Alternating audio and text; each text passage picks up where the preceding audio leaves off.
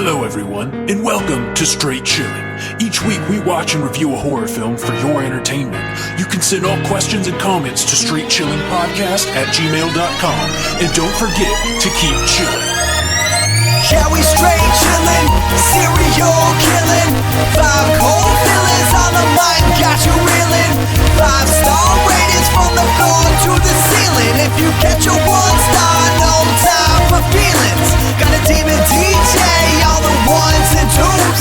By the name Elzebub, so don't get confused. So grab a seat by the fire, roast them all in 2. And prepare to hear the legend of the Straight Chillin' Crew. What up, nerds? Welcome to another religious episode of Straight Chilling, the weekly horror movie review show where you chill and we kill, butcher, maim, and otherwise dissect yet another horror movie. My name's Bob. I'll be your host for the evening. This is episode number 267, recorded on Sunday, May 17th, 2020. Tonight, we're going to be talking about a movie that was chosen by Randy himself. Randy, what are we talking about? Today we're talking about a little film called Antichrist by a man called Lars Von Trier.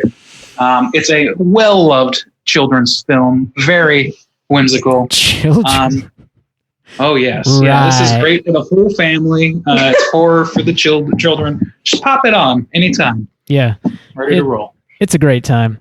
Antichrist from 2009 is what we are being subjected to. Before we get into the review, let me introduce everyone else on the show. You already heard from Randy, also calling in from Astoria, Oregon. Welcome back to the show, Becky. What's up, Becky? Hey, how's it going? Very, very well. It's good to hear from you. It's been a minute. It has been a long time. It takes a movie like this to bring Becky out of the woodwork. Something extra special for Becky. Super exciting. Mm-hmm. Last but not least, calling in from Southern Korea, we got our boy Soju. What's up, man? What up? It's your boy. Don't smash me in the Johnson stains, please. Whoa. Spoiler warning. You know, Johnson is an underused term for wiener. Yeah, it is. I've decided that today I'm going to use Johnson to discuss all these wieners. I don't know, man. I think The Big Lebowski might have ruined the word Johnson for the wider lexicon of America. No, that's because you're too old, Randy. You grew up with The Big old. Lebowski. For us newer generation. Oh, yeah. What does I think of the word Johnson? Johnson and Johnson. Before we get into the review, let's tackle some housekeeping real quick. Just another reminder, the June poll pick is currently posted on our Patreon website. If you support us at the $5 level or above, you get the chance to vote on a movie we're talking about this June. The theme for June is Dastardly Ditties. And the 3 movies you can vote between are Eraserhead, Rosemary's Baby, and The Woman. Juice, Not about a ditty. Juice, why don't you ask a question? Bob, how are those numbers looking? Let me tell you. Eraserhead is currently in first place. It's only beating out The Woman by a single vote. Rosemary's Baby's way on back there. Fucking Eraserhead, man. I just can't stand Bob, it. you're going to have a hard month, possibly. It's gonna be It's a hard road. Yeah, not a single schlock film. So I know. Damn. fuck. Can't we just talk about Friday the 13th Part 5 or something, please? The good movies. We need to talk about the good stuff one. here. Yeah, the good one. Pretty dead, right? We've exactly. That's exactly right. We'll get there. In other Patreon news, we have, I guess, actually nothing. So I'm going to go ahead and hand it over. Way to set it up, Bob. Yeah, Way to host. Sorry about Way to that. check that checkbox off. Sorry You about really that. knew. We do have a big announcement, though. I'm going to give this over to Randy. We've got a new design to unveil. Take it, Randy. That's true. Yeah, we just like about 10 minutes ago posted up on TeePublic, our merch store, a brand new piece inspired by a certain rule that one of us holds very dear. Man's got a code. Man's got a code, and that man is Soju, and that code is half star for the Yabos. We now have a Yabo-centric shirt, but don't worry. If you're not Korean, then you can wear it out in public without fear of scrutiny because it is in Korean language. Actually, yeah, we found a way to make a half star for the Yabo shirt that actually offends nobody. Except Korean. Well, no, even if it doesn't translate. So we have a half star for the Yabo shirt, and the Yabo part is written in Korean, but it doesn't translate to like tits or anything. It literally is just phonetically Yabo. Oh, okay. So nobody would know, even if a Korean, they'd be like, I don't know what the fuck Yabos are. Like, But, no American I mean, did that. we know. Well, we know. We're gonna teach Korea how to Yabo. Ah, yes. How to Teach me how to Yabo. How to Yabo. We're gonna And teach them how to Yabo. We're going to do it via this shirt. So any Korean folks out there, if you want to buy one of these shirts and introduce the concept of half star for the Yabos to the Korean public, Soju's losing it on that point. He needs some help. So let's do it. Get in there. It's on tpublic.com. Our merch store is actually available. We'll have links up everywhere, but it's also available through our website, straightchillingpodcast.com. If you hit the merch button on the main menu, you'll go straight to the TeePublic site. And you can buy t-shirts. You can buy COVID masks when they're available. Whoa. You can buy fucking tapestries for some reason. Throw pillows. Throw pillows. If you want a tote, buddy, we got you a Yabo tote. We got it. Dude, that design is sweet, though. I am proud. I cannot wait to get my hand on some half star for the Yabos merch. It's also on sale for the next 3 days. So if you want to get it while it's hot. Yep. Get that new hotness. Yeah.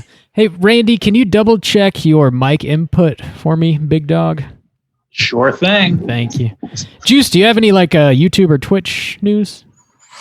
Coming up this Tuesday is when the BioShock video game review is going to drop. So it's not live yet. It will be coming up this Tuesday, which what's the date on that? What's today's date? I'm always a day ahead of you guys. So 17th. That'll be the 19th. Yeah. No, today's the 17th. Yeah. So yeah. So the 19th on youtube.com/Straight Chilling Podcast, you will get a brand new video game review, and that is going to be for BioShock. So if you are into horror video games, you can check that out. Sweet deal. Yes. I also wanted to go ahead and mention, I was on a couple different shows this past week, and I want to give some quick shouts outs. I was welcome back on the Horrorphoria podcast, and I was talking to John about The Invitation. They finally gave you a good movie to talk about, huh? Finally, none of that Vinegar Syndrome bullshit. We got to talk about some good movies. Yeah, fuck Vinegar Syndrome. Nobody's saying that. Nobody's saying that. Certainly not with their wallet. They're not. Check out Horrorphoria anywhere you get your podcasts. And also, I want to give a quick shout out to The Plot Hole and Week in Horror. The Plot Hole has a YouTube channel, and this past Saturday, they're hosting their first quote Master Debaters series on YouTube, in which. Wait a minute. Sounds appropriate for this week's pick. Wait a minute. That sounds sexual. But there was a host of 7 people, and each one of us had to argue why each separate installment of the Nightmare on Elm Street franchise was, in fact, the best installment in the franchise. I was defending Part 6, Freddy's Dead. So head over to YouTube, just search The Plot Hole. Their channel will come up, and it'll be the most recent video on there, and see what we all had to say about Nightmare on Elm Street. Juice, you also were on another show, weren't you? I was. So I was on the Horrorpocalypse horror podcast, and we discussed a Japanese film called Dead Sushi from 2012. So if you want a double shot of the old soju, you can check that out. It's up on our Facebook page for sure. Or you could just search for Horrorpocalypse on all your, devices and whatnot. And I'll be there. Search your device. I wasn't on any other shows. I was too busy going on romantic excursions with all of our mothers. Oh, Randy. Sweet. Oh, yeah, it was Mother's Day. Oh, Randy. Mothers, somebody's got to do it for the moms, Mother. For the moms. This movie's for the moms. Ooh. No, it is not. This is our Mother's Day special. Mother's Day special. Thanks, Ma. Last bit of housekeeping I want to mention, just another thanks to everybody that hung out with us this past Friday for the Joe Bob Last Drive-In live watch party. We're going to be hosting those every Friday at 9 o'clock Eastern Standard Time on Zoom. If you want to join us this week, just keep an eye out on all of our social medias, and I'll post a link to join the Zoom live watch party just before 9 o'clock. I heard through the grapevine that old Mr. Dick Bibbs was in a bit of hot water, huh? Dick Bibbs. Do we need to start the hashtag boycott Dick Bibbs? No. We can start No one will know it. People will be like, I don't need a dick bib. That's for sure. Fuck that dick bib. I want a I don't have dirty prostate dick. issues, so I should be good without dick bibs. If you feel so inclined, please hashtag boycott Dick Bibbs. It's trending. We will not accept this this type of behavior. We will not take this undisclosed, undiscussed behavior lying down. And I understand it fully.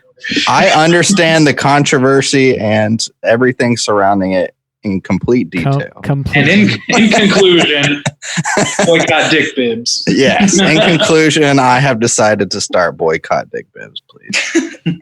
.com. .gov. Let's go ahead and get into the main event. We're talking about Antichrist from 2009. Let's kick it off with the back of the box. What's on the back of the box?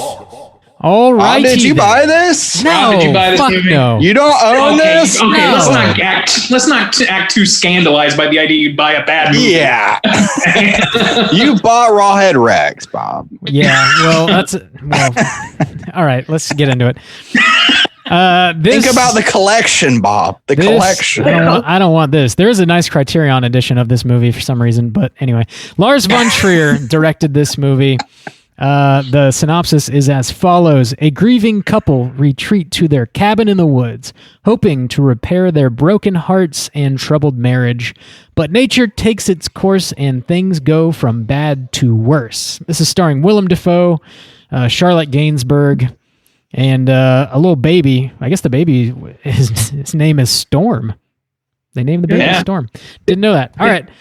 Had you guys seen this movie before? Would you recommend people check it out? Randy, I'm going to let you start. Explain yourself. What's going on here? Oh. Nothing to explain. I mean, you saw it. So yeah, everybody should watch it with their children and their grandmothers. And definitely the grandmothers. Well, you, so usually when Andy asks me like, oh, what do you want to watch tonight? I'm like, oh, a horror movie. But I usually want like a good horror movie. It's actually scary or, like, I don't like the paranormal stuff. So Andy picked this one and he picked a good one. No. That is not what happened. You Behind the agreed to scenes. do this one. It was just rattling off anything that could have played to your interests. Yeah. But And somehow this movie called. Yeah. And it wasn't, I won't say a good horror movie, but it was like not the standard like cookie cutter horror movie. It wasn't schlock. And I like newer stuff too. Yeah. So it's a bit newer. Mhm. Yeah. So was this? I mean, that's a pretty good selling point for me in any front. So Yeah. So was this a first time watch for both of you guys then?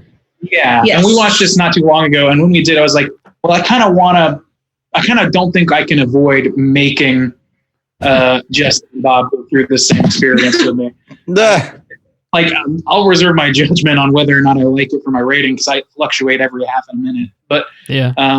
for the time being, I'll say it's definitely a unique experience. If you're looking for a unique horror-centric movie with some truly disturbing imagery and some really unique choices, and this one will be up your alley. But yeah, it's not standard fare by any means. I wouldn't recommend it for everyone. Yeah.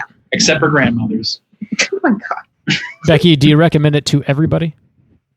Maybe not everyone. Like Andy said, it definitely, it was its own, it was like the artistic-y version of a movie too. So if you don't want to like, parse through all that, you probably wouldn't like it. The other like more housekeeping item of this movie is if you don't have a good speaker system, it was really hard for us to hear it. Yeah, that's true. We had to actually use our phones and listen through the Roku to hear it because we could not hear like anything they were saying. So that was just kind of, Your sound system makes a difference. It really does for this movie. And then we listened to a critique of the director talk. Was the director the writer? Commentator. It was the director, Lars Von Trier, and a some dude. Or somebody. But he even said, like, on purpose, it's super quiet. So just important to note. But he said something along the lines of, like, you know, I wanted to be as real as possible, and that means people aren't, you know, blasting to the end of the audience. Yeah, they're talking intimately, so they put the mics as close as they could. It's the balance that's fucked up, but that's a whole other conversation. Anyways, that was one, like, you know, I wouldn't watch it if you don't have good sound, but I think I would recommend it if you like horror movies and are okay with a little bit of graphicticity. All right, it's pretty. Juice, what about you? I had never seen this movie before, and actually, I haven't really seen any of this guy's work. I've seen like bits of Melancholia, so I wasn't really familiar with his style. So I went to this movie almost like completely blind, other than you guys saying like, "Oh my God, Antichrist." I was like, you know what? Nope, I'll just experience it. I'm not going to look it up or anything. And I was intrigued by it. I found it to be almost like a more kind of, it's at times I thought it was going to go like maybe some of the directions of The Witch. And in that vein, I would say it's a much more art house style vibe of like The Witch. Pronounce it correctly, please. Yeah. So in that aspect, I was kind of intrigued by it. It is a brutal film. It's not particularly enjoyable in the sense of like aesthetic. But it's intriguing. It was an interesting film. So only for the art house kids though. I think this film has a certain level of fart sniffiness going on to it. Not to the max, but a certain level. So we could talk about that. But yeah, it was an interesting film. So if you're looking for something different, if you're just like swimming in the horror and you're like, I'm so desensitized, this is a different style horror film for sure. Yeah. Oh God, yes, come with me. Bob, what do you think about Antichrist? Had you seen it before? Would you recommend? Thanks for asking, Juice. Yeah, I'd seen this before. Never wanted to watch it again, and here I am having had to watch it that again. was one of the driving forces for choosing this. When did you watch it the first time, Bob, and why? A few years ago. I just, it's sort of notorious, and it popped up on Netflix, and I was like, okay, I'll throw this on just because I heard a lot about it. And not a fan. I don't recommend it. And you finished it though, huh? I did. I finished it, and then it's man, not for me. I really wouldn't recommend this to really anybody. To be honest, I don't think I would recommend. Well, la dee da. That is my new favorite bump. Thank you, Randy, for that. A delight to the senses, isn't it, my friend? This is not a delight to my senses. That's for fucking sure. But yeah, we'll get into it. That's a solid no for me, and sounds like kind of a light recommend from everybody else. Let's drop the spoiler warning and get into the rest of Antichrist. Here we go. Spoiler warning. Alrighty then. This I've got like kind of like I did for Alien. I got like a paragraph that'll sort of encompass like the whole plot, and then we can kind of really get into what the fuck this movie's about. Because I think the more interesting conversation is like, what is this about? So if you'll indulge me once again. Ooh, indulge me, Diddy. Indulge me. All right. We got Willem Dafoe and Charlotte Gainsbourg. They're playing characters that don't have names. They're referred to as he and she. They're a married couple. They have one child. It's a toddler. The movie opens with them banging it out in slow motion and black and white with this like operatic music playing. It's very, quote, artistic, I guess. The toddler gets out of his crib while they're banging. He climbs up a chair onto a table and falls out of a window.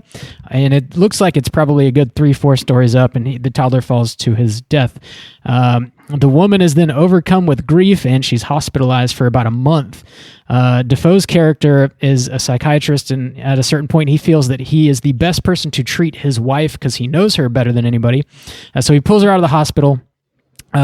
He begins his treatments. His wife eventually admits that she's very scared of this cabin they own that's in the middle of the woods. They refer to it as Eden. 1 year prior, apparently, she and her son went to Eden specifically for the isolation so she could finish writing her thesis, which was intended to be sort of exploration on like the, quote, evil nature of women. Defoe, after hearing this, says that immersion therapy is the only cure for her melancholy. So they go to the cabin and they continue the therapy out there. Once they arrive, the relationship just kind of spirals out of control. We see a few animals in the woods, and they're like very horrific and spooky images. She admits through her research, instead of like rebuking the evil nature of women, she started to like embrace the evil nature. Defoe finds out through an autopsy report that he gets and several photographs that his wife had always been putting their son's shoes on the wrong foot. And also through a flashback, we eventually find out that she was aware that the son got out of the crib and was essentially climbing up onto the desk and falling out of the window. After that, we get to see a series of very violent sexual acts unfold, essentially climaxing with Defoe murdering his wife, and he's then left alone in the woods eating berries amongst the deer when a large group of women descend upon him, and that's pretty much the end of the movie. So, and credits roll. Good summary, Rob. That was good. Hey, Yeah. thanks. Well done, Rob. It's almost like you watched it. I did. You left out twice. some of the best parts, though. Yeah, Me too. well, yeah, I glazed over. Let's get some of into the nitty gritty details of these parts. Well, I'll if you don't mind. So this reminded me a lot thinking about it. We watched it twice, once on its own and once with the commentary. It reminds me a lot of like being in high school fucking English, and everyone's like, what did the green chair in the corner mean? And then everyone has to decide. And It's like, nope, it meant jealousy. yeah, and then someone's like, it meant this, or it meant that he was hungry, or he needs to become a vegetarian, or whatever. I just don't think all of this movie had to have something that it meant. Mhm. But a lot of it did. Like, you know, he meets 3 animals that like end up being very important or whatever, significant. But when we listened to the commentary, the dude was like, I was in a deep depression, you know, and then I made this movie and I just thought of it and that's what I did. So like, Yeah, he's of the camp that leaves interpretation entirely up to people without trying to influence it in any way. He's just like, these are from some like, and this movie is partially based on a severe depression he had, like Becky said, where he was like in the hospital getting treatment for it and shit. Yeah. And so some of the treatments that they go over, some of the experience they has are things that he like envisioned, like the animals or something that he envisioned in his depression and shit like that. And he completely abstains from saying anything that they mean, just being like, look, it means whatever you want it to mean, really. Yeah. Which I think is good to note because, like, I don't know, I think a lot of people are like there's a specific meaning, like the women mean this thing or whatever, but I don't think so. But then we saw a critic who was like, you know, if there's that much like nebulous interpretation, then like it's not anything. It's bullshit. Ebert said if the symbolism has to be explained, then it's not symbolism in regard to this movie, which I don't know if I fully agree with that. And but to the extent that we're all looking at this movie as something to decode, I think there's something to be said about that. If you're not ready to do that, then this is not the movie for you. Yeah. It's the animals that we kind of see throughout the movie. There's a deer that's like in the middle of giving birth to what looks like a stillborn baby deer, and it's like running away in slow motion. It's a pretty gruesome scene. We also there's like it is very bizarre indeed. It is. There's a raven that sort of plays a kind of a big role in this movie, and then there's also I think it's a fox. A fox. Yeah, the fox is like eating itself in one scene, and then it speaks. Yeah. Yeah. It just says chaos reigns. Chaos reigns. Yeah. And it just kind of looks at the camera and says chaos reigns. And we were watching this commentary. Commentary is pretty enlightening just to see what Lars Von Trier thinks. Yeah. Which is kind of tough even for the interviewer. Out of him.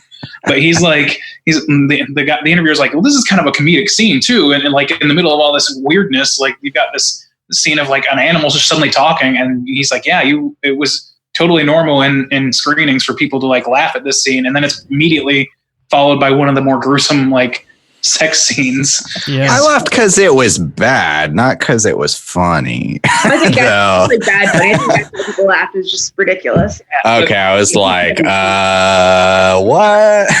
We're laughing because it's like a huge tonal departure, and that's what he's doing. Though he's playing with tone, and whether or not that's valuable is up to whoever's watching it. Yeah.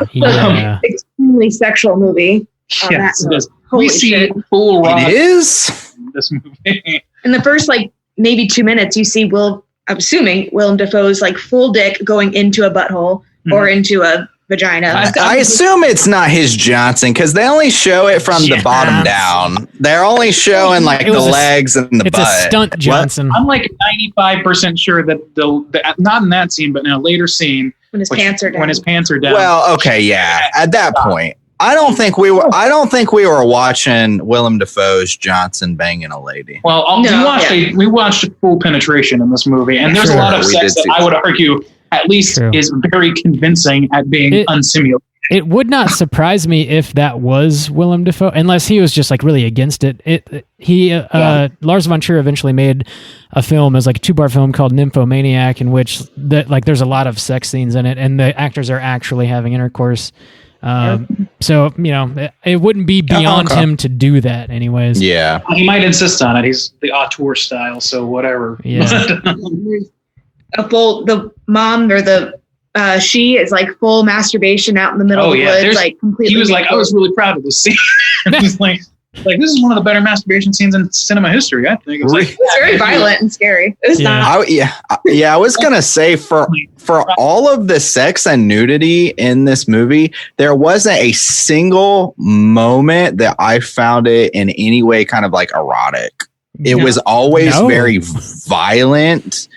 Even from the opening scene, because something terrible's happened. You know what it kind of reminded me of? It reminded me of that scene from the one with the drugs, Aronofsky's film, Requiem for a Dream. Requiem for a Dream, where you have one scene that's very sexual, but it's intertwined with all of these other horrific things going on. Yeah. And so it's not actually sexy. It's very disturbing. Which that was a fucked up scene in its own right. But that's kind of that style. So that's why the kind of art house style of Aronofsky, if you're into that, I think you might be kind of into this film. But it wasn't erotic in any way to me. It was always very rigid and violent and kind of like Becky said, scary. I think the sex was not representing pleasure at all. I think it was representing her only control of her life at that point was to have vicious she had so much pain from losing her child that she resorted to painful sex to make up for it. And that's one thing they mentioned that in the commentary too, cutting yourself or you're not committing suicide, you're taking control behavior, of your own not actually pleasure seeking behavior. Yeah. So and it's that goes to the violence and to the sexuality, and that interplay is something that he was specifically trying to pontificate on, basically. But why you gotta ruin sex that way? Come on, guys. Why you gotta ruin the yabos that way? No, I licked her asshole a little bit. But I think at the end, it's so violent with it. She takes a piece of wood and knocks the shit out of his dick. That's the scene number 1. Yeah, and then she starts jacking him off, and it's splooging blood. I be stroking. I'm always stroking, baby, but not then. Almost always stroking. This one film really fucked up my saying of I'm always stroking, baby, because this time I was not. I be stroking. She does. She cuts it off. And we see full view of that. Yeah, we do. But I feel that's almost the end of her pain. I don't know. That's okay. So part of what's going on, which Rob covered in the synopsis, is that she went to the woods initially in the first round, which, by the way, is there ever a horror movie in which a cabin in the woods is a good thing? So she goes to a cabin in the woods with her son, and she's trying to write a dissertation of some kind on females being persecuted throughout history or throughout literature and things like that. And she's got all this thing. I forget what the word is that they use, but genocide. It was gynocide or something, which I don't think is an actual word, but basically the murder of women, and because they are women, hate crime style.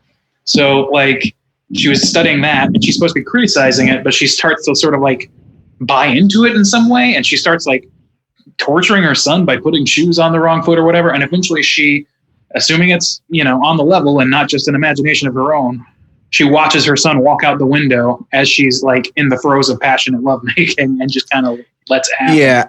Yeah. One thing I found interesting in that aspect is her turn, but it wasn't just, it didn't seem like she had a philosophy to it, and she expresses it in the fact where like, I changed my mind.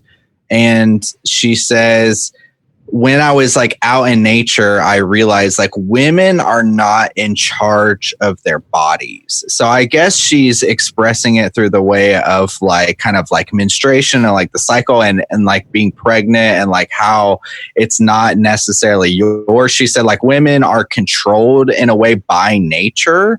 And so nature has this like evil nature to it. Like, so nature has like an evil will. She also says nature is Satan's church. So essentially women are controlled by Satan. Like if you put the two that's kind of what it comes down to, which it ties into because you see a lot of these images, like when she was researching maybe women being burned at the stake or being killed because they were witches. And that's why I was saying it kind of ties into a little bit with the witch, because there are images, there are times like one time they bang it out in the woods and they're on this tree. I actually really liked this scene. And the tree has these roots, and then all of a sudden, like intertwined within the roots are all these like women's naked bodies, mostly their arms and like their torsos and stuff.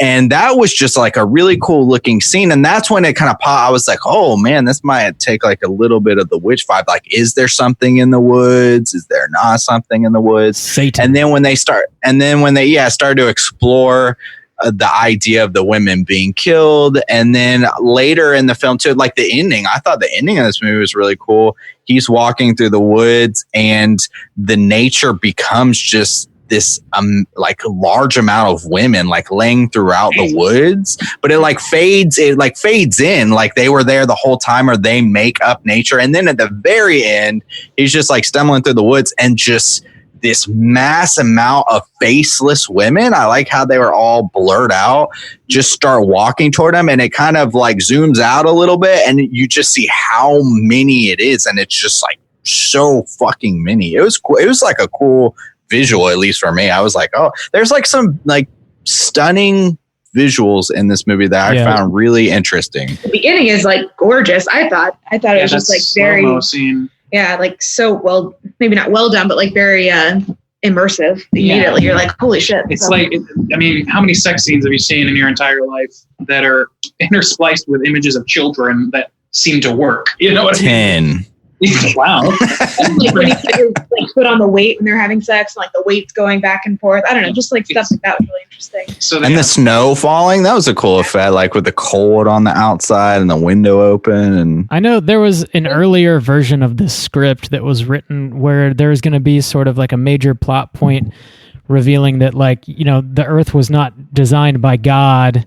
It was, created by Satan. And also I think they're definitely playing with, Mother Nature and like, the feminine being like one and the same, like, and then, there's obviously like some biblical allegories going on here because they go to quote Eden and, Eve, I guess, man and woman bites eats the forbidden fruit or whatever and becomes. She sold us out. Yeah, whatever. So like, there's definitely like some layers going on in this movie, and Lars Von Trier is like playing with some stuff, but I don't know ultimately that he has a point, or if he does, I don't know that it's any more elaborate than like women are evil, which isn't very interesting or like proven by this movie in any way, I don't think. I think there's I just think like, I don't know, you kind of are left wondering, like Rob said, like at the end, is it just her having like a psychological break and like this is all just her imagination, or is there actually like a mythical like thing that's causing everything and you just don't know and there's not really an answer? Yeah, there's no this movie unsettling. Is clearly meant to be ambiguous at the end, and that drives people up the wall, both in good directions and bad, when they watch a movie like that, because people want the answers.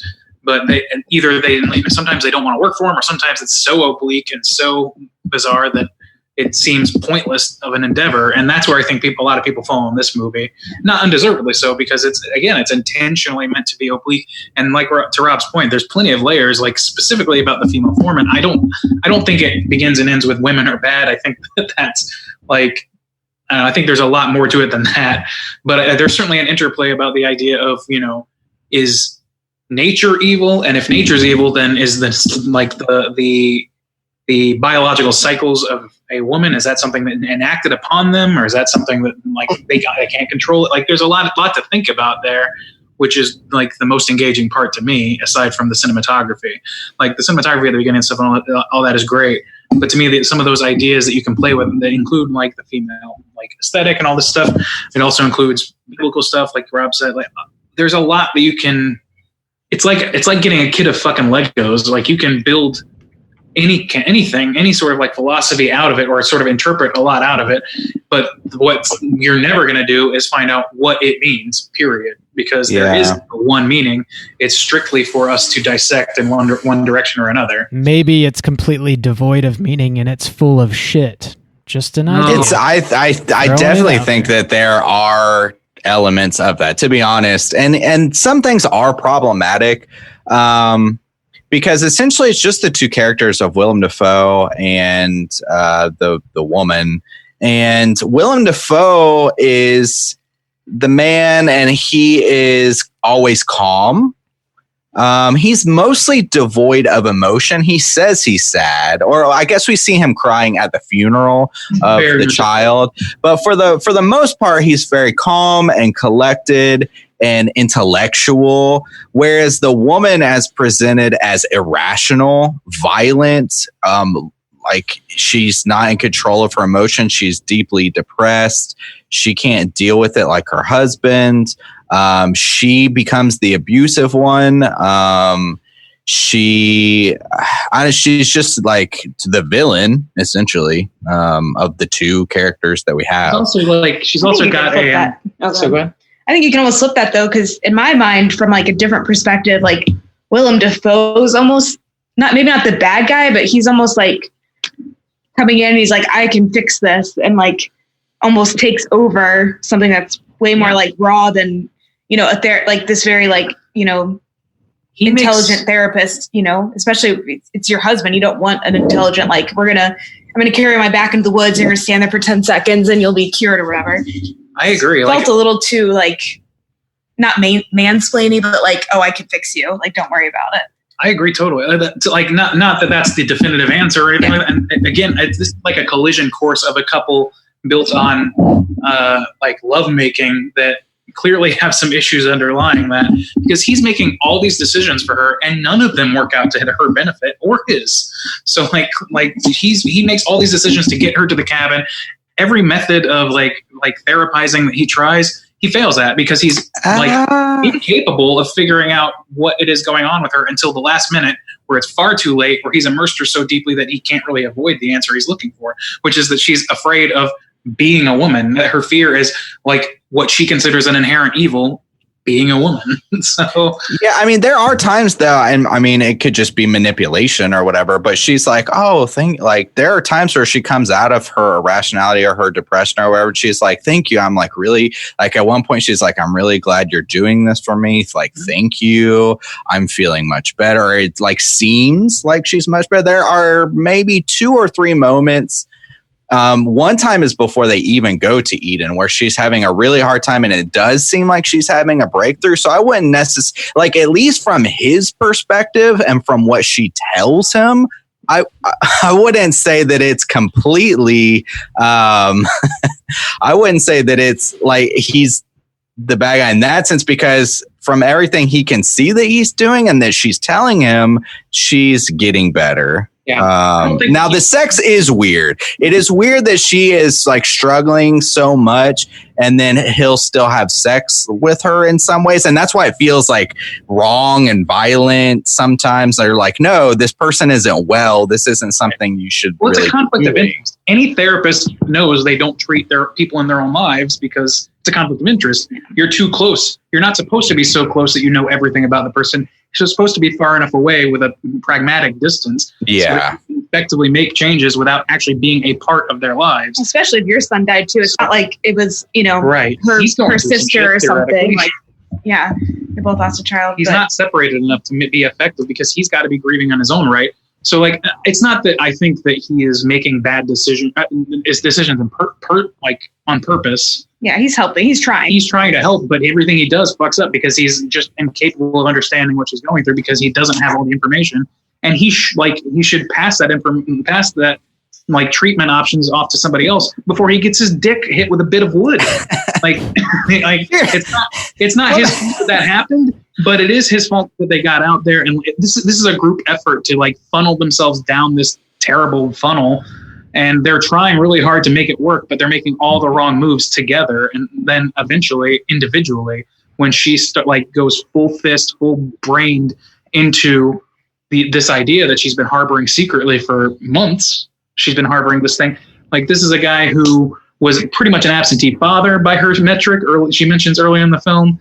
And now all of a sudden he's only really interested in her on almost like an academic level, it seems. Like he's that academic and sexual. Debunked though, because then he says she brings it to it, that's her perspective. But then when she brings it to him, he says, well, no, you made the decision. You said I want to be separated from you so I can focus on my writing and I'm going to take the child. That was her decision. Was his perspective. That's so it's kind of hard to say. That's a he said, she said thing. But she went out there, she discovered this thing that she's been secretly enacting upon with her child, harming her child, deforming his feet. Yeah. And doing all these horrible things. And he's unable to see it because he's an absentee father. So it sounds like there's blame to go around for how they got to that initial position. And certainly more blame on her part, I would think, because of the very act of watching her kid go out a window. If that's taken as text, then you're definitely more to blame for all that happened. And it seems like she's almost part of her to embrace and live out sort of in the witch style way, to speak to the connection to the witch. It's embracing all these terrible things. You don't want them to happen, but because they're happening, you're well, this is what's supposed to happen. And here I go into what I'm supposed to become. And so when you're treating somebody like that, who is also your wife, that's a complicated fucking issue. And any responsible therapist is going to recognize that. And if they don't trust the doctor she has, then find new doctors. But because he doesn't do that, instead says, I know you best. We'll figure this out together. I'm going to enforce you what scares you, and then your problem. And of course, it only makes it worse. It's just he's making terrible decisions. I wasn't sure. Do you guys know? Did he? Is he the one that told her to get rid of the medicine, or did she do that on her own will? I can't remember. I think she just flushes it down the toilet. If I remember. Yeah, he at one point says I think the doctor gives you too much medicine. So if she made the decision, he at least influenced it in some way. I don't know if he said get rid of this shit, but he at least put it in her mind that she's being over medicated. To my mind, that could be, even just dumping it cold turkey, that could cause someone to break, that's, and she was in the hospital a month with probably more meds. That's probably, I would think part of it. But I just feel maybe they dealt with their grief very differently. She was way more emotional and he was way more pragmatic. If I solve her problem, I'll solve our problem type thing. It was really interesting. So to me, I worried that to me, Willem was I after the big event at the beginning and after, she has her collapse and he's convinced her not to take it. I think that his treatment options are sort of an attempt to really do something academic. I think he's driven more by his curiosity about what's driving her than he is about fixing his wife, to be honest. I think there's an interesting sort of interplay between the two in terms of how they sort of they have a mutually assured destruction. It's like a Mountain Goat song. They're falling deep down this crevice and they're doing it sort of half knowingly, certainly on her part. And I think partially on his part. And it's sort of this, it's a grief spiral, which kind of plays into what his Lars Von Trier's role was in making this, which was to take his depressive time and translate it into film. And depression involves self-hatred while also trying to survive a confluence of counter ideas that go against each other. Has these sort of counterproductive ideas that are fighting internally, that are causing, or at least part of the depression. I think that's going on in this movie as well. So to that end, I think it's pretty interesting. This movie is mainly known, though, for, I think, the gore aspect of it. And there's not really a ton. It's just but there's impactful. I would say very 4 memorable moments, though. Yeah. Because you don't usually. I hope close up vagina shots. I will say, as a lady, like there's always I feel like dicks get destroyed a lot in horror movies. Like they get hit or they'll get sliced off. But Interesting. European style. Okay. but you don't see a lot with the vajayjays. Things don't usually happen to them.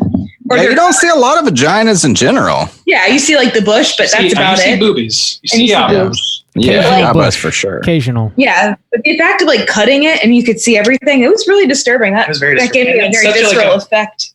That's such a loaded symbolic gesture as well. It's like we've seen that gesture taken in the form of cutting dicks off so many times. Yeah. But I've never, ever even thought about the concept of that happening on film or off. The FGM stuff, but it was like self-inflicted, which makes me think it's like, she was ending the only last pleasurable, maybe very interpretive word pleasurable at that point. Yeah. Thing she has, the thing that drives it. See, I think that's like supposed to be, it's symbolic of the feminine. Like obviously no men don't have that. Typically, so it's like this thing that symbolizes all that is woman, and she is like in the throes of this self battle between like, I'm a woman, therefore I act this way and I can't control it, but maybe I can control it if I remove that part of myself. Yeah. Do you know what I mean? Like, so she's trying to like excommunicate herself from the concept of womanhood, which of course doesn't work, but it's a spectacle. I definitely don't want to put this scene to the test, but I don't know if somebody could bash me in the dick so hard that I would pass out and they could then drill a damn hole through my leg that they could then stuff a wheel into. Like, I get like passing out from pain, but I just I can't imagine that someone would be passed out so much from getting stomped in the dick that you could take a drill to their leg. I don't know if you can masturbate a person who's been slammed in the cock with a bit of wood. Like that man jizzes blood on her shirt, and it's there the rest of the movie. That wheel thing on his leg too. Like realistically, like he would not be able to move anywhere with that thing in his leg. He like goes out into the woods, hides. Yeah, he's scooting. Yeah. I think it's safe to say that he is #hard with us, though, so that's good. Oh yeah. Don't ruin it, Bob. Ruin it. Lars Von Trier ruined it. Ruining our great hashtag. So I guess what it's like the last 45 minutes of the scene it's just a lot of brutality. Essentially what happens is they are banging it out at one point. She comes in and she starts freaking out at him. You're going to leave me, which I think the way this guy like paints women is very problematic in certain ways, because her freak out moment is, you're going to leave me. She comes in when they're like kind of like in the middle of banging it out and slams him in the dick with a huge piece of wood. He passes out. She grabs a drill. She drills a huge hole through his leg, puts this like stone wheel, it looks like, with a pole like through his leg and attaches it with a bolt, then throws the wrench under the house. So there's no way he could like get rid of it. He wakes up. And another thing that's like, it was kind of a cool detail, honestly, because it makes it even more difficult for him, because they were kind of banging it out a little bit. And the way she drilled a hole through his leg, he can't quite pull his pants up all the way because the thing goes through his pants. So it makes it even more difficult for him to move. He crawls through the woods, hears her coming, crawls into a hole, like a foxhole. She buries him alive. And then she digs him out. She digs him out. Then feels bad about it. Goes back later that night after she has buried him, pulls him out, and then like cuts off her own clit. And then they have a battle, and he finds the wrench. He kills her at one point. God damn. And then just scoots through the woods and eats some berries until he's tripping balls and the ladies come up on him. I will say the way when he was in the hole, the way that she found him was he was in the hole with the raven, which is one of the three animals, who was like cawing. Yeah, one of the three beggars who was cawing, and that's what like drew her back. So like I guess people say the three beggars like grief, depression, and pain. So one of those, I guess. That the raven also is the reason he's able to find the wrench and eventually get the wheel off of his leg, because it's cawing underneath the floorboards, and he bashes through, and that's exactly where the wrench is. I dug. Sorry, go ahead. Yeah, that's it. I guess I don't know exactly which of the three things that the raven is supposed to like represent. Pain, grief, and despair are like the three like themes. This movie is also like presented in chapters in a way. It's got like a prologue. Yeah. Then it's got the pain, grief, despair, the three beggars, and then an epilogue. I think are all the chapters. So I don't know. I feel like the animals each represent either pain, grief, or despair. Which is which? I don't know. Lars Von Trier probably also does not know, so that's fine. I wanted to clarify something real quick, if you guys could help me out. The first time we see one of the animals, it was the deer, and like Bob said, it looked like he was having like a stillborn birth or whatever, and runs away with like the fetus still kind of like coming out or whatever. That's fucked up. There's another scene though where they are sitting out on the lawn of the cabin or whatever, and she seems to actually be recovering, like she's having a good moment. And from one of the trees that's like directly in front of them, a baby bird falls from the nest and to the ground and starts to get covered and eaten by ants. And the mother bird comes down, picks up the bird or the baby, takes it to a branch and starts eating it. But that was not a raven, right? That was an eagle. It wasn't a raven. It wasn't? No, I don't think it wasn't the raven. It wasn't the raven. Oh, I thought it was. Okay, I thought that was very foolish, because if you're focusing, because then later we do see the fox, and the fox has got its own problems. And I was like, why introduce this extra animal that's also a bird, but not make it the raven? Probably because none of it means anything. Oh my God, you are that's not correct. Probably.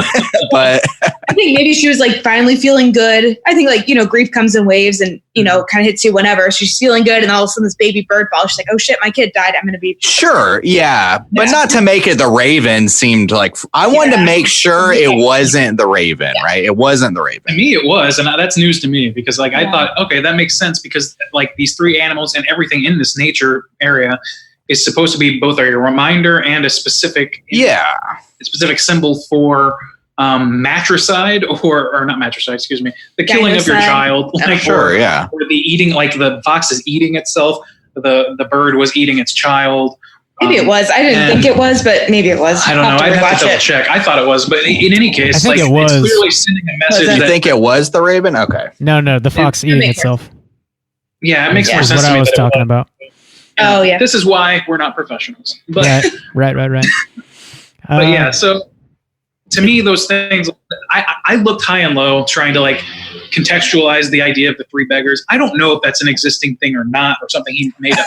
I really seemed like it from what I briefly looked online. Yeah, same here. I couldn't find anything that indicated that was an existing mythology. But whatever it is, it's clearly like pushing this idea that, okay, the nature is doing evil things. It's has stillborn deer. It has fucking and people, birds eating its own young, and foxes eating its own innards.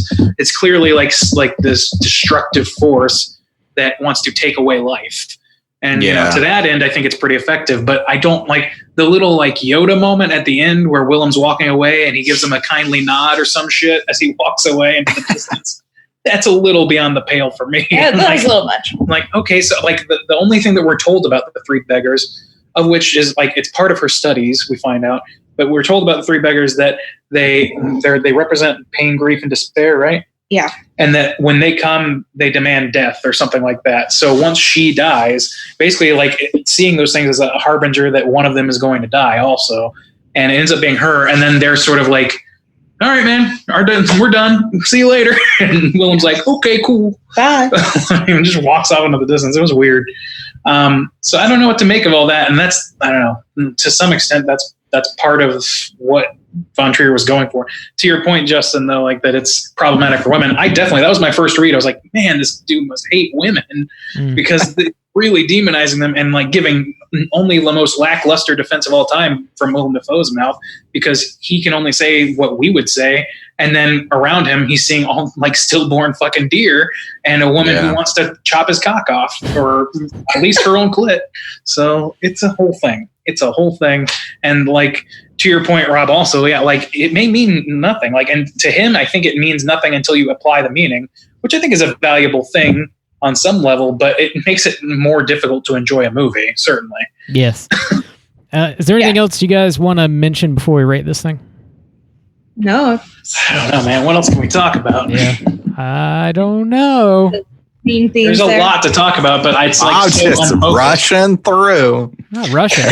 Not Russian. I'm gonna check my notes real quick. I don't think so. Probably yeah. Yeah.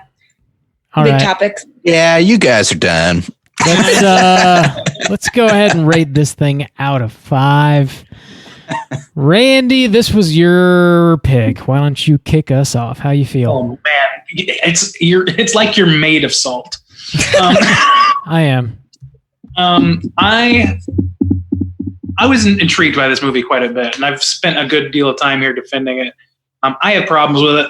I think that it's pretty goddamn unfocused in terms of having sort of a point that you can cling to. And I understand that that's the point, but like I said, it makes it more difficult to enjoy the movie. It makes it more difficult to sort of enjoy it.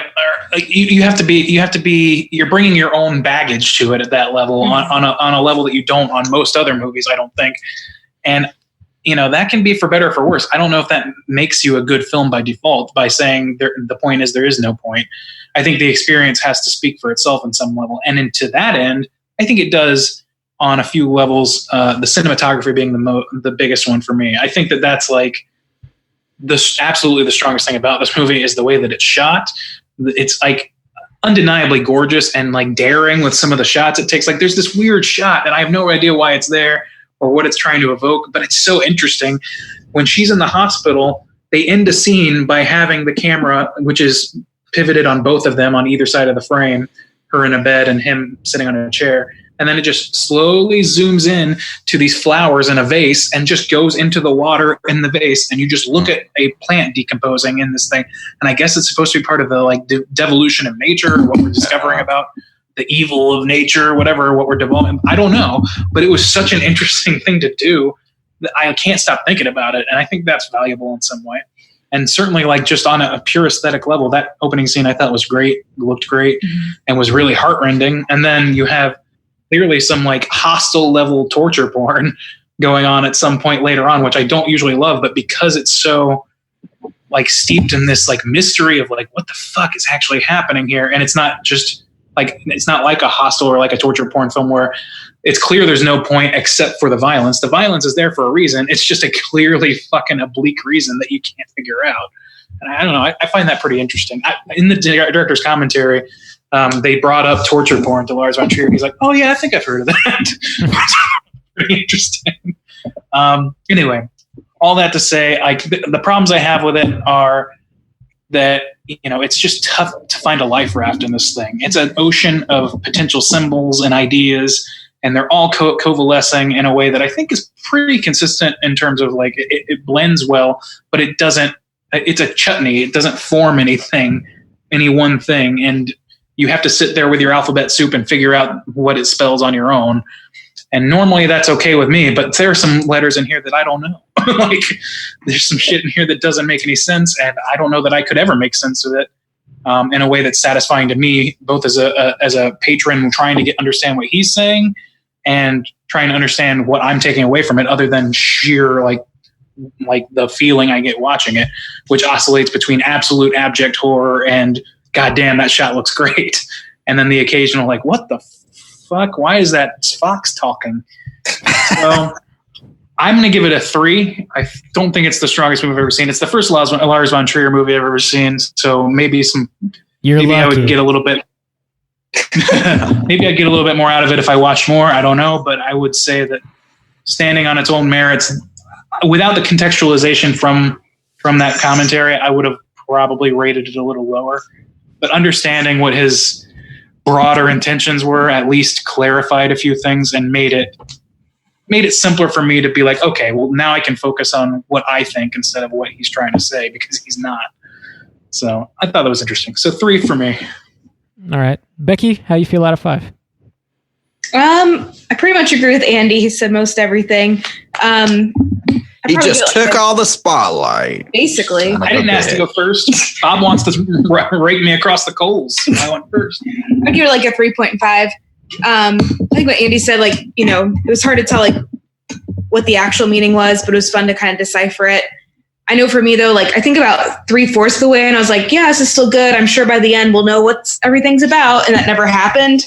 That can be tough. Yeah, which is fine. But it kind of reminded me like I said at the beginning, like high school English, where you're like forced to find something to take home, which kind of is it's just kind of a drag sometimes. Like I don't want to do that, but not that I don't mind. Like it's interesting to do, but it's I just an felt exercise and it feels like I just felt like it was an exercise to, you know, tell me what you thought and let me see if you pass the AP test kind of style. But yeah, but it was still good. And I mean, the cinematography was really good. I like that a lot. I think if you were, you know, maybe in like a grief class, you could, a grief support group, you could show this and be like, what not to do during your grief time and what to do during your grief time. That'd be good. Yeah, don't cut your clit off or anything, but sound advice. This is the advice people need. Yeah, it was just, you know, it's kind of interesting to see like what this guy, especially this in the commentary, like this guy was in a big depression, like how he kind of thought through things. It's kind of interesting to see it that way. But a 3.5 overall, it wasn't bad, but it wasn't like great either. I think if there's a little more meaning or a little more like something else to like the women at the end, I think if that tied together somehow a little more, I'd be like, oh, okay, like that's cool. But it really just seemed like out of left field a little bit for me. It's like an experiment with no thesis statement. Yeah, it just felt like they've missed the hypothesis. Like if this happens, then ... and just like you guys need to go back to school. You got it on the brain.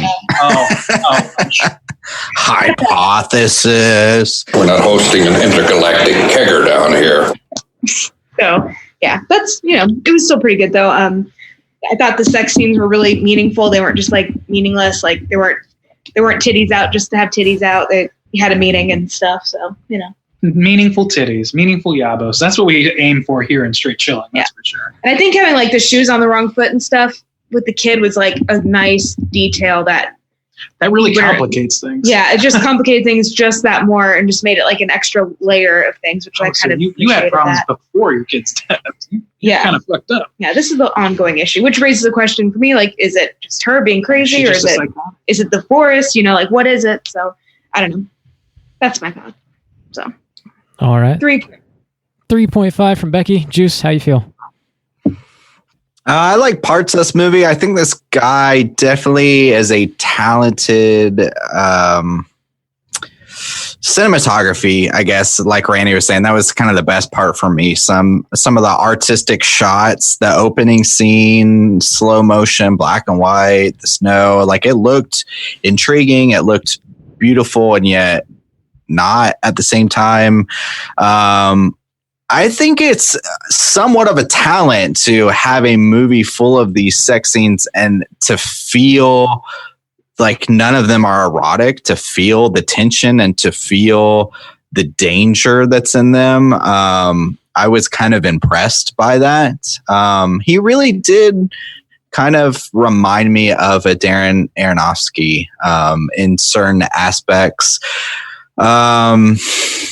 I liked the shots with like the tree and with the arms and then the certain women interlaced throughout nature, and then the final scene where the women are coming up and they don't really have faces, and whether it means anything or not, it looked cool.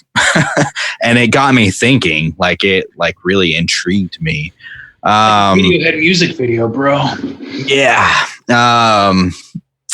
But there were times where it was very easy to see that this guy's views were embedded in here and that they were problematic. And there was also times where it felt like it was pretty easy to see that a lot of this was bullshit, that a lot of it didn't have any kind of deeper meaning, and that it was just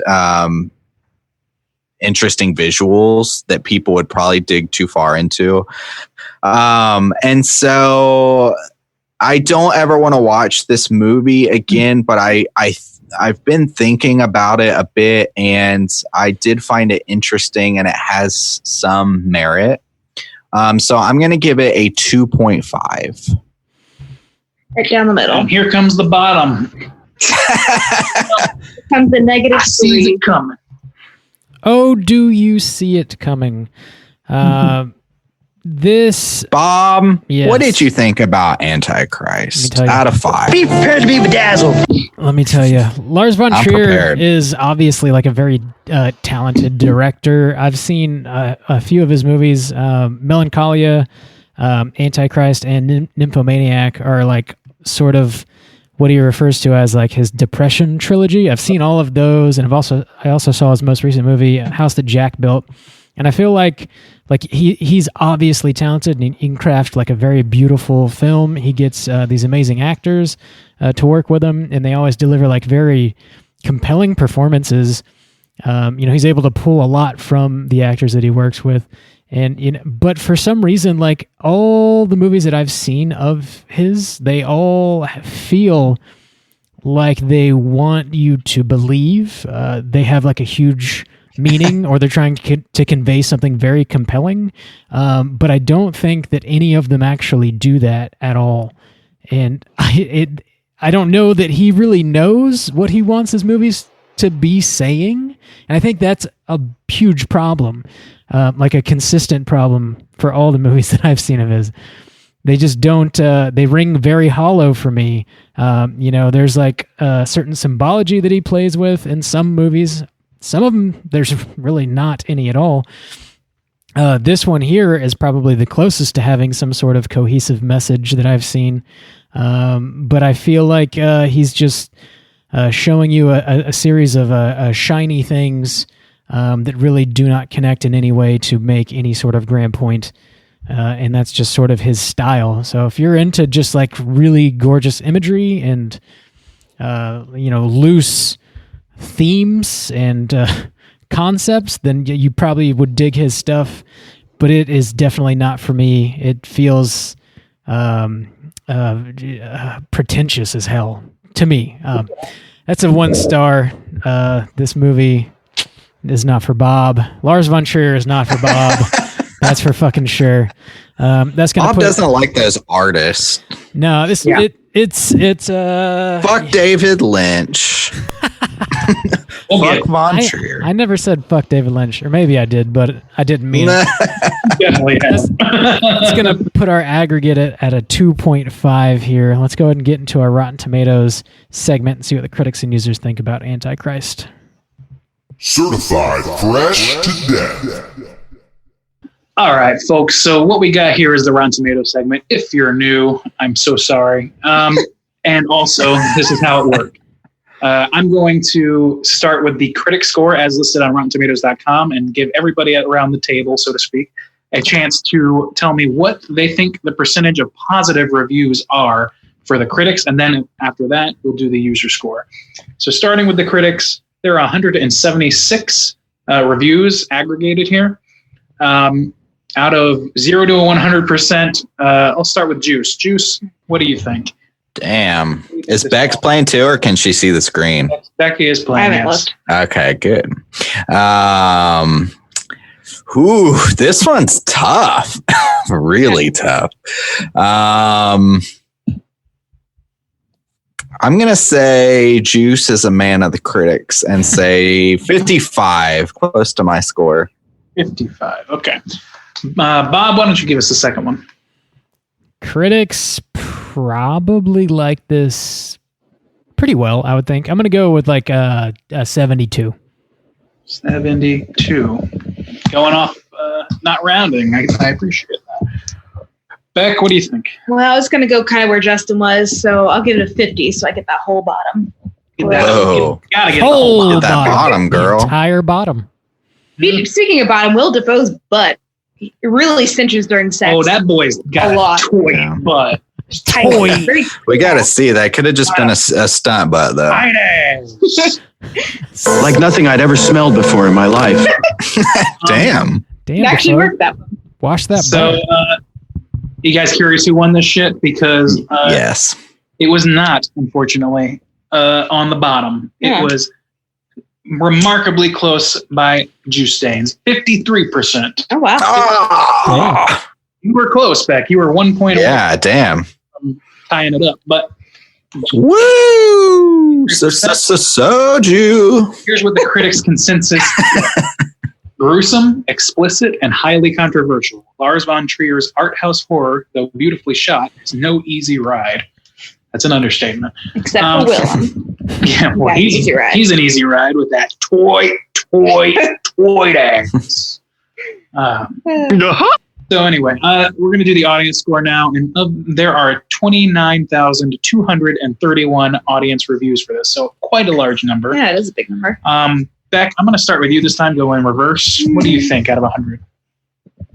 75. 75. That's an interesting choice. I think the critics like this more than the users like this more than the critics. Well, I think the critics are like, "Murr, brr, brr, there's no point," but the people are going to be a little more forgiving. Like Bob, critic Bob over here. Critic Bob. Critic Bob's full of shit. Sorry, Rob. What do you think? I'll just go with a 59. 59. All right, and Juice. What do you think? I'll take the bottom on this one. So I'll say, I'll even say 45. All right. 40. I don't have a lot of faith in the oozers on this one. Damn. I gotta do some math. No, I don't. I got it. Bob's gonna take it on this one. Damn it. This was a 55%. Damn it. I should have gone with the 50. The critic and user coalition is strong in this film and saying this movie's fine. Oh, I still would have lost. Never mind. It was pretty good. It was all right. It wasn't great, but it was fine. It's not fine. It's not. It was fine. It's not. Fine. So yeah, that's where we're at. Let's just randomly, I'm going to read one of the negative reviews because they're funnier. Antichrist, a unique form of cruel and unusual punishment, an unrelenting orgy of graphic sex, violence, and cynicism that also manages to be wildly pretentious. Agreed. Do you think this is someone's porn video? Like, for real? Do you think someone uses Antichrist as, like, their jack-off? Probably someone I know. Yes. Rob? I have to cause a diversion. Maybe someone in this room. Honestly, there's enough. You're the only person in that room, Justin. Yeah, I was like, you or the poster? In this virtual room. Whatever. All right, that's the Rotten Tomatoes. Dude, keep it off Tony Hawk's. Right on. Hashtag. Sign the petition. Let's go ahead and get into our trivia segment. It's totally time for trivia. There wasn't a lot of these that I felt like I could turn into the game version, but if I'll take a second look as I'm going through and I might change my mind. But the sound engineer actually swallowed a microphone and recorded the inner audio of his body in order to achieve certain similar sounds for the film. Man's dedicated to his craft. Wow. Wow. And then he shit it out? I guess he shit. I love being incontinent. I don't know. When the filming started, Lars Von Trier had just left a mental hospital where he stayed for 2 months, receiving treatment for depression. He had not completely recovered at the time and was even unable to operate the camera as he usually does, which made him very frustrated. Possibly sexually frustrated. I added that. Possibly. He repeatedly excused himself to the actors for being in the mental condition he was, but according to him, the actor supported him throughout the production. He did not experience any grave problems except for his own condition.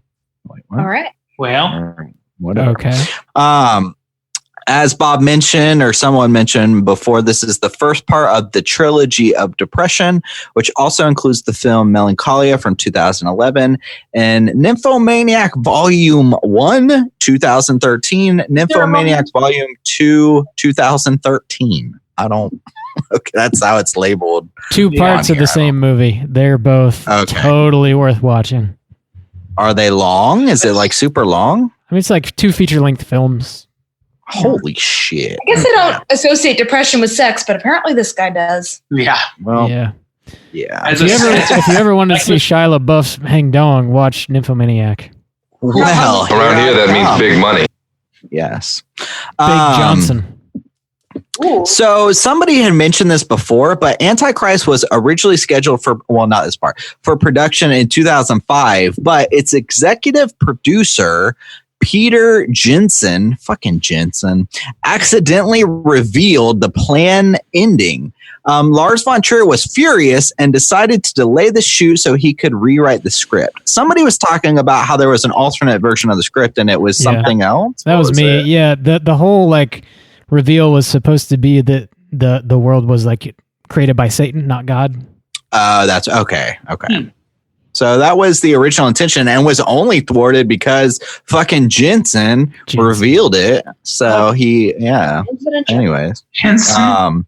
Which I like that idea. I think it kind of rounds out the film. That's basically the ending of The Witch, really. Like it's in a kind of way, yeah. In a kind of way where it's like nature is representative of satanic. Yeah.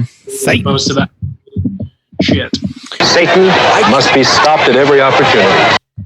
For the leading part, maybe I'll try to turn this into a game. For the leading part, there was an actress. Now, this was 2009, who is considered for the leading lady. She rejected it because her contract was too complex. So let's see if you guys could guess. She has a very similar look, and she has also been in some other horror things that we are fond of around this time. So 2009. A leading lady actress who looks very similar to the actress who got the part. Yeah, who's the one from The Shining? Yeah, but that was from the set. Shelley Duvall? Yeah, Shelley Duvall. Not in the shape to do masturbation scene. Yeah. They kind of look the same to me. But yeah, I can see the similarities visually. But anybody have any guesses for who was up for the part? I saw this fact, but I can't remember who it was. And I remember being like, oh, okay. And then I can't remember. I can't remember. She was a leading lady in a series we're all quite fond of. Jamie Lee Curtis? No. That'd be weird. That would be weird. Apparently she's got a dick and a vagina, so I don't think that'd work for this. What? Jamie Lee Curtis? Yeah, I remember when I was a kid, that was like a thing. Like she was a whatever when you have both parts. A hermaphrodite. Yeah, I have never heard of that. That sounds like some schoolyard rumor. Yeah, I think I remember hearing that about. But we'll have to grill Jamie and find out next week on Straight Chilling. Any guesses? That was my best guess. I can't think of anybody that looks like her. Yeah, Eva Green. Eva Green was considered for the leading lady, but rejected because her contract was too complex. Now, with these harsh masturbation scenes, that woman in Penny Dreadful, she can turn on like very charming and like beautiful, classy to like crazy and like in pain and fear. Like she does facial expressions very well. Like she does acting well. Yeah. She's a good actress. You do acting real good, acting Eva. Well. Let's see if there's anything fucked up about this. Nothing. There's nothing fucked up about this. Okay, right? Let's be clear. Someone cut their clit off for real. Yep. Yeah. No, I don't think there is. I don't think it's on display in the Smithsonian right now. That's. You know what though? Hang on. This is actually interesting. There's a song that's being sung during the prologue. I guess the opening scene, it's an opera piece. It's an Italian opera piece. And the words that are being sung are, "Let me weep my cruel fate, and I sigh for liberty. May sorrow break these chains of my sufferings for pity's sake." That's what's being sung when the child leaps to his death. Sweet. Interesting. European style. European style. I love that. Cool. Well, do you know what time it is now? Tell me I really what don't. time it is. I don't know your new format, and I'm thrown off right now. Whoa, What's that? It's time to go hunting. Ooh.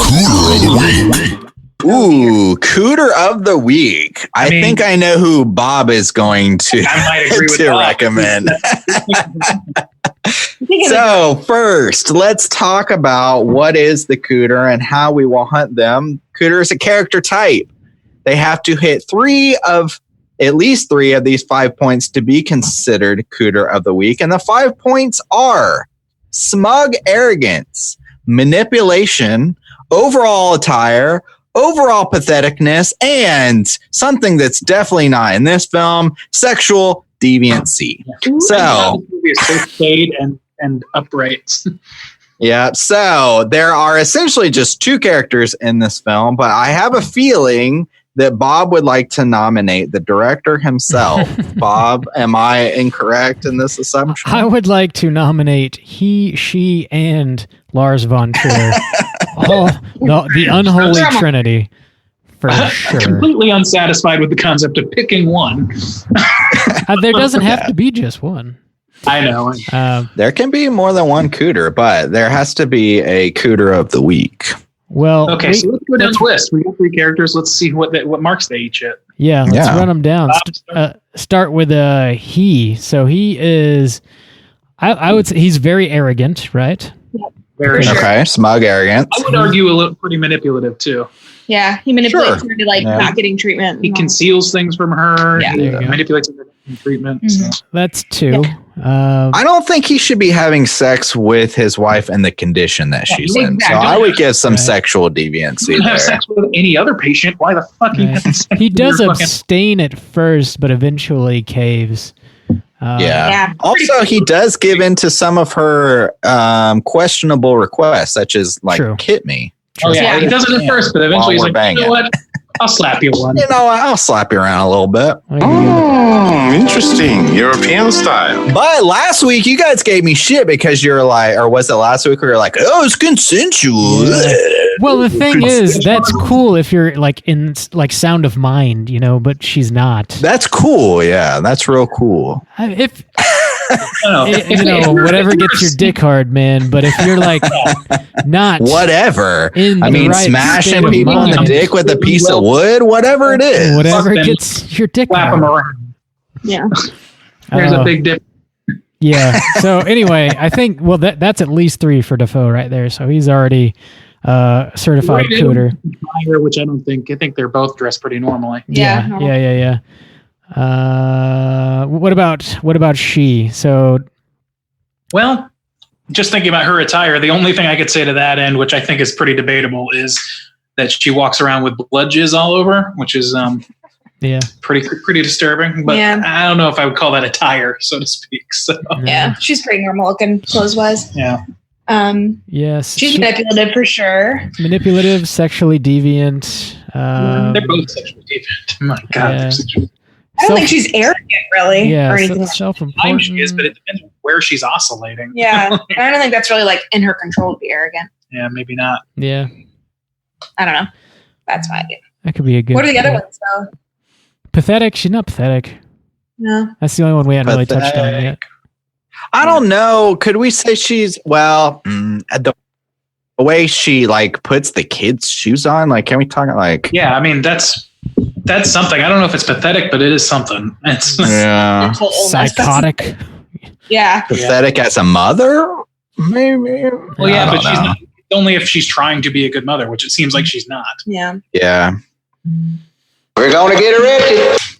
Yeah, I don't know. She's that's a solid 2 for her. I don't know if we can really get a 3rd for that. Yeah, it's tough when you're like that insane. Yeah. So let's talk about Lars. Lars. He seems, if he's writing and directing all of these movies, which he is. I know you guys have only seen this one, but the sexually deviant shit is not limited to just this one film. That's for fucking sure. So I'm going to go ahead and mark him down for some sexual deviance himself, just for having come up with all of this shit. Yeah. So it's weird with fiction. Like when you're writing fiction, you kind of like, I don't know, where that line's drawn is a little tough. But when you're cutting clits off, it's pretty tough to say you don't have a skewed version of sex. Right? Arrogance. I find his writing to be incredibly arrogant. Okay. Yeah, in what way, Bob? Very, very full of his own potential brilliance. It feels like he's really fluffing himself up here, peacocking a little bit. The commentary is like total opposite. He's like, no, really? I don't know. Just came up with it. He's like, I don't know what that means. Like, he's pretty. I don't know. It's interesting. Like that could be arrogant, I guess, too. He's like, I don't know. It's up to you. But Justin, you compared him to Aronofsky, and what's interesting is that Aronofsky is like maybe one of the most forthright directors I've ever heard talk about his movies. Like, oh yeah, this meant that, and shit like that. Yeah. Pretty forthright about all that shit. But Lars is sitting there like, oh, that's interesting. Whenever somebody like, it's this, David Lynch does that too, where it's like somebody will be like, do you think that it means that, like, was this supposed to mean that, or X supposed to mean Y? And they'll be like, I don't know, does it? Shit like that. It's like, okay. I guess it could. Yeah. I don't know. Well, there's two. The real trick is finding what they'll defend against. You know what I mean? That's how you find out what it's about, by suggesting things that are so beyond the pale that they feel like they have to be like, no. Like if you went up to Lars, and I mean, maybe he wouldn't defend this. I have no idea. But if I went up to him like, so is this like a screed against women in general? I imagine he wouldn't be like, I don't know, is it? Like, I got to think he'd defend himself. But then again, we just watched that Hitler clip. I had never seen that. Right. Yeah. I think that's a pretty big Cooter red flag, is Hitler apologetics. Yeah, that was at the Cannes. I think that. So just to clue you guys in, there's a YouTube clip that's about 4 or 5 minutes long, and it's him on a panel at the Cannes Film Festival, and he's promoting Melancholia, and he's sitting up there with some of the actors. Kirsten Dunst is like immediately to his left, and he's talking about how he grew up thinking he was Jewish. And then he found out that he wasn't Jewish, and then he found out that his ancestors were apparently actually Nazis.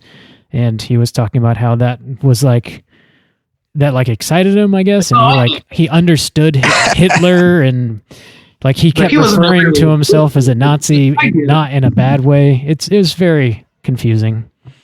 Yeah, that was a weird. We're gonna get arrested. I couldn't finish it because it made me cringe. And I was too embarrassed for everybody on stage. Kirsten Dunst is melting. She is melting. My career, it's gone. It's gone. Don't look at me. She turned to him, and I'm pretty sure she's sitting like right next to him too. Yeah. He turned to him and was like, "You need to shut up now, Lars. Let's shut the fuck up. Shut the fuck up, Lars." And he does not. He opts not to shut the fuck up. Yeah. I don't know. Yeah. Dude feels like a Cooter. His attire, the pictures I've seen, he's just dressed like a normal dude. I don't know. I don't know. I don't want to put patheticness on him, because like a depressed mind is what it is. It's true. It's hard to say because we don't know this person in real life, but based on his writing and directing, he seems like a total fucking Cooter to me.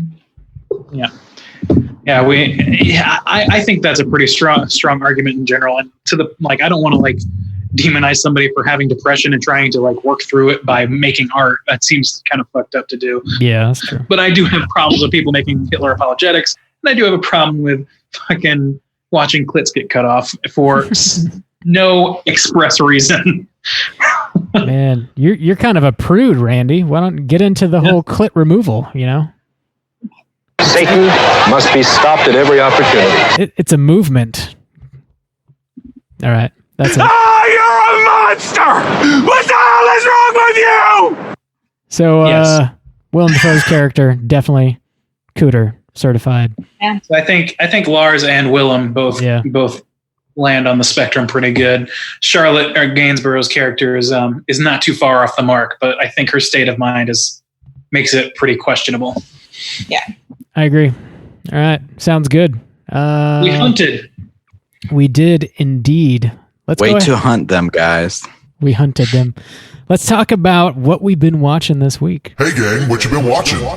Time for the social hour. All right. We took care of business. Now it's time for the party. That was business. That was. Cooter hunting is serious business. Oh, so serious. Hey, Randy, what you been watching? Dude, not a lot of like noteworthy shit. I've been pretty busy still, so I would say the only thing of note that I watched at all, besides this movie, was the Kimmy Schmidt Select Your Own Adventure Netflix special. What the fuck?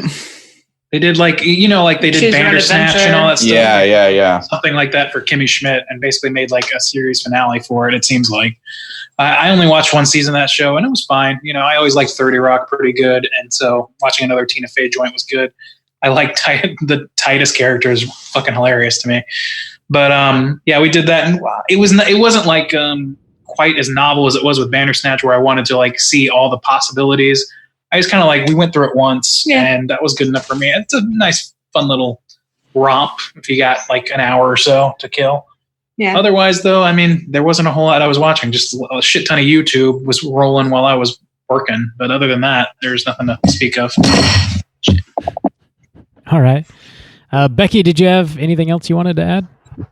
Yeah, I've been watching the show Dead to Me on Netflix. I really like it. It's about a lady whose husband just died, and she meets this other woman in a support group, a grief support group, and they end up being like best friends.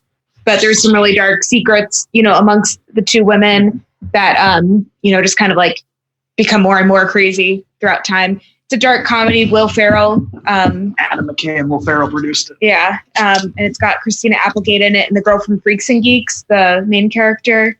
What's her fucking name? I have it up. Linda Cardellini. Yeah, Linda Cardellini. It's really good. I really like it.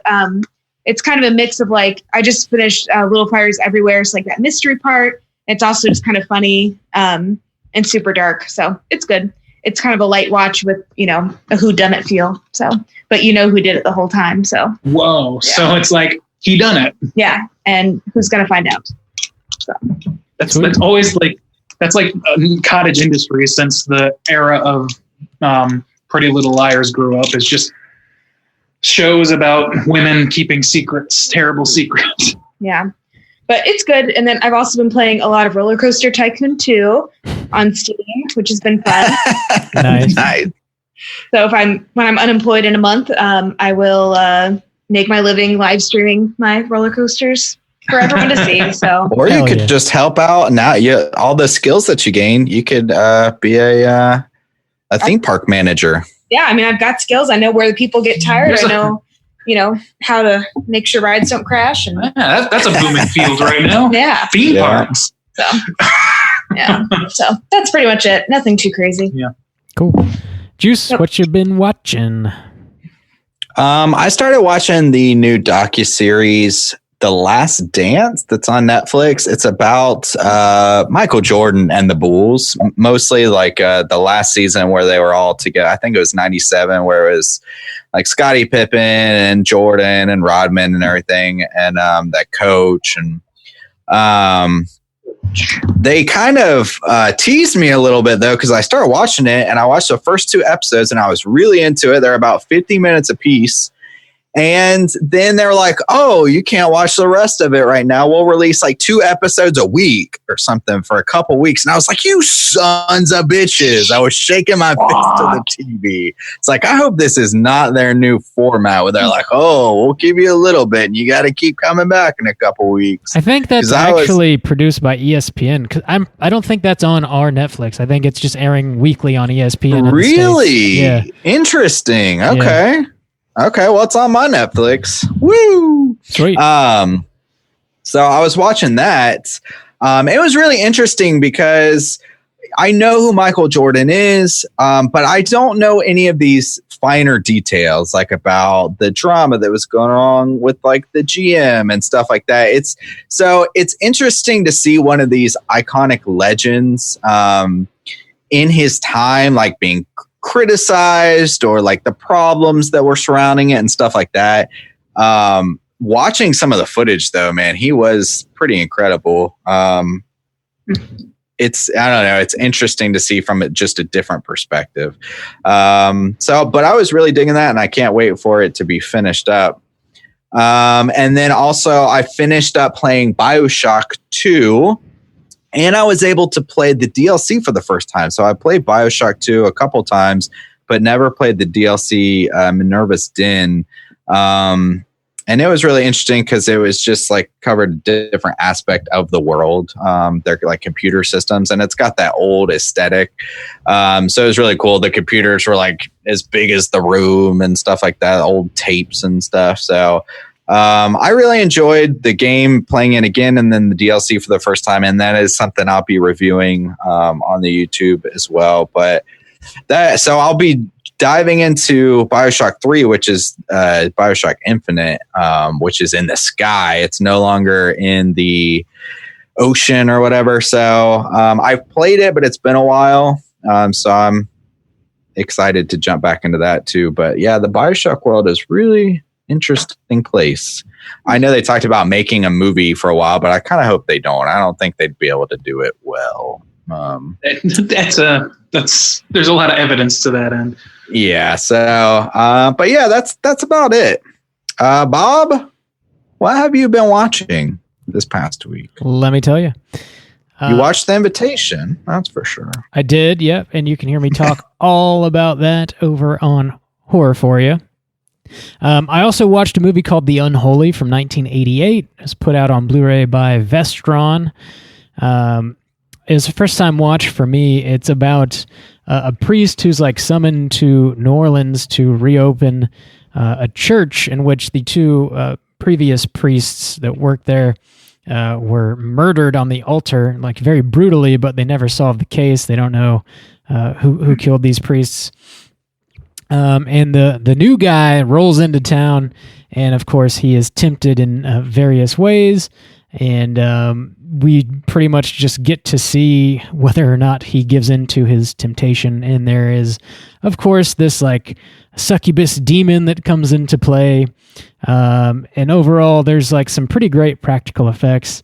And the acting is, I feel like the acting is better than it really deserves to be, given the plot of the movie. And like the production value in general is pretty great. So The Unholy is definitely one that I recommend watching, especially if you want to get into like some like Catholic horror. If you want to see some funky priest stuff go down, recommend The Unholy. Funky priests. I love that description. Funkypriests.com. Funky priests. The only other thing I watched was Green Room. I revisited Green Room because the movie's fucking great. That was filmed right here in Astoria. Yeah. Part of it. Really? Did not know that. That's cool. Yeah. Have you guys visited the titular Green Room? We have not. No, I don't know where the titular room is, but I just like the exteriors and things were all in the woods around these parts. Yeah. Gotcha. Yeah. That's cool. Yeah. That movie is directed by Jeremy Saulnier. It's about a punk rock band. And they're on a tour and they play a show at a Nazi bar and witness a murder and shit gets wild. Definitely recommend checking it out. Anton Yelchin is one of his last movies. I think that was the last one. Was that his last one? I don't. I feel like there was one more after it, but I can't remember. Might have been like another Star Trek he was in or something. Maybe. Great movie though. Check it out. That's pretty much all I've been watching this week. Let's go ahead and get into our Hotline Scream segment. If you are listening and you'd like to call in and leave us a voicemail, you can hit us up at 904-638-3231. We posed a question last week, and we wanted to hear from you guys if you had experienced any sort of paranormal activities. Oh, I should have called in. I've got one. Well, I mean, you're on the show now, Becky. So. God damn it, missed my shot. If you wanted to share, you could. I guess if I could. It's not about me, actually. It's about my brother. Oh. Yeah, him. But You mean your brother's best friend's cousin once removed?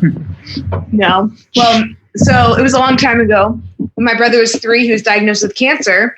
And that's, yeah. And then, so like, apparently the night he was diagnosed, we all went home from the hospital and like, went to bed, whatever. My parents were up and he went to bed.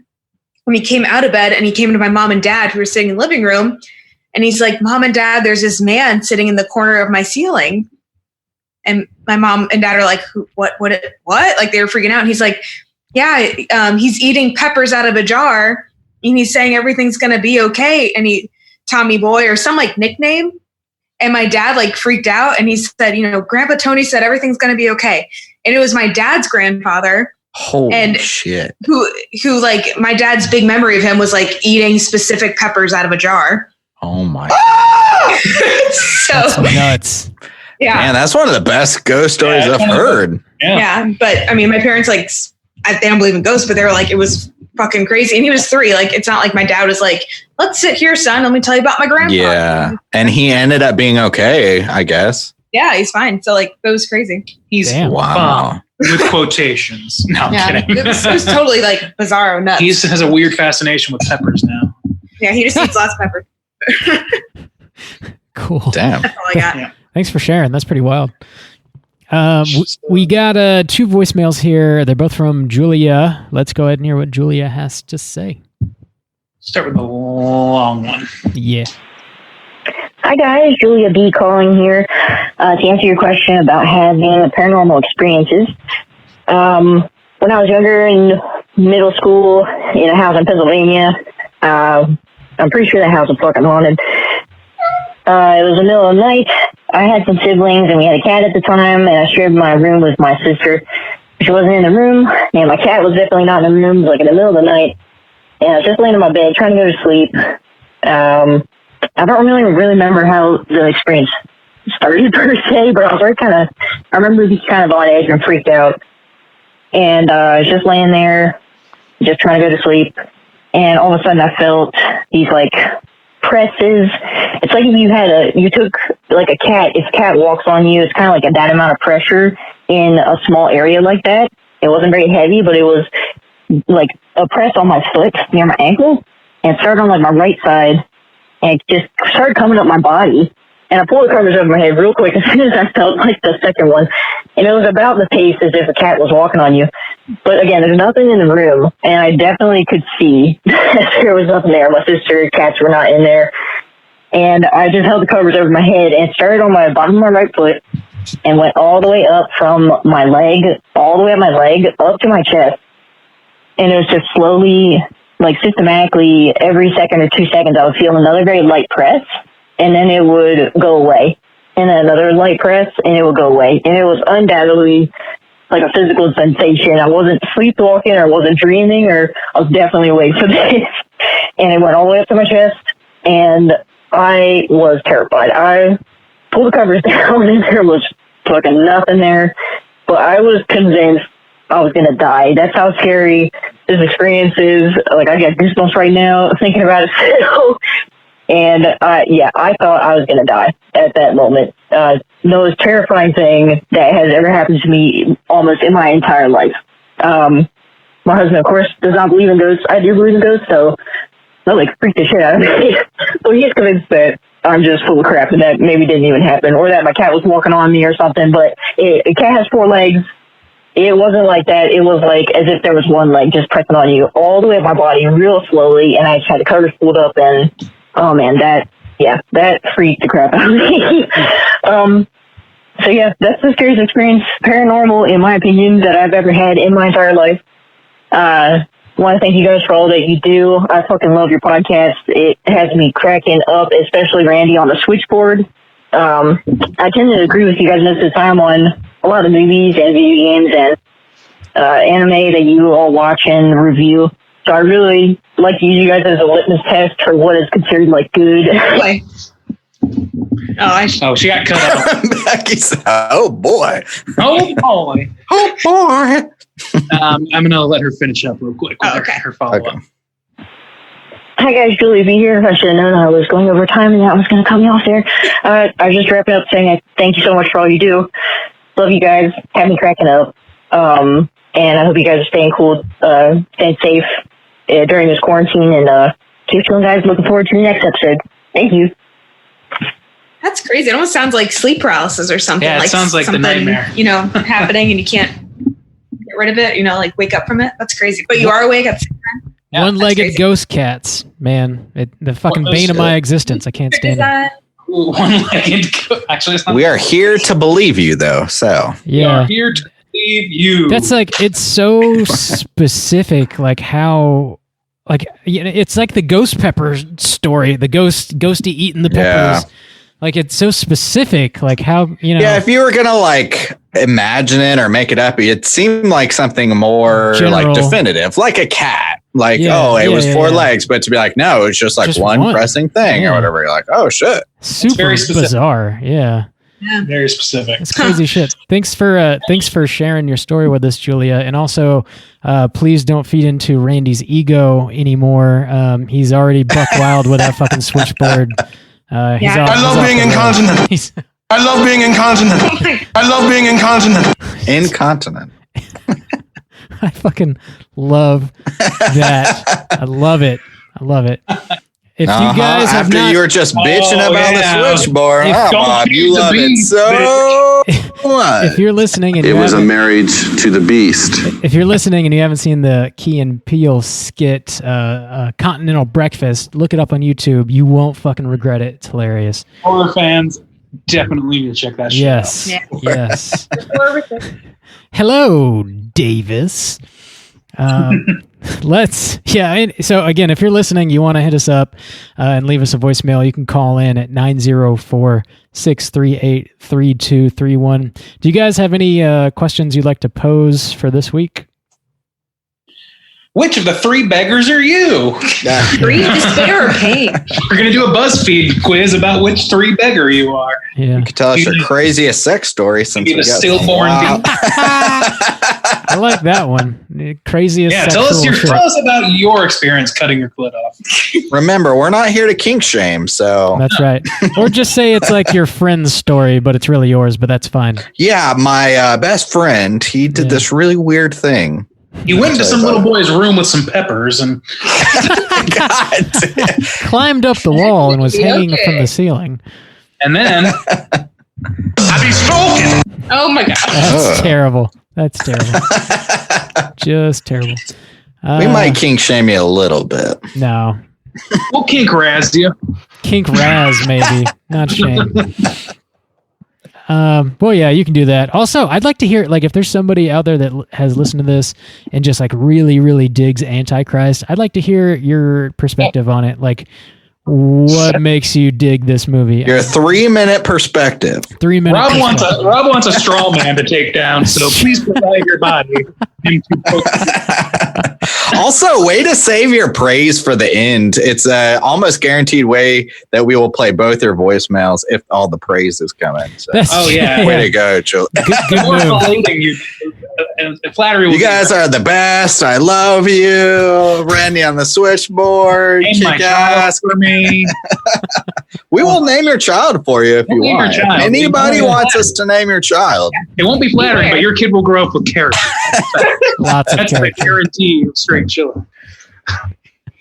Randy Yabos Staines Johnson the third. Man, Johnson. There you go.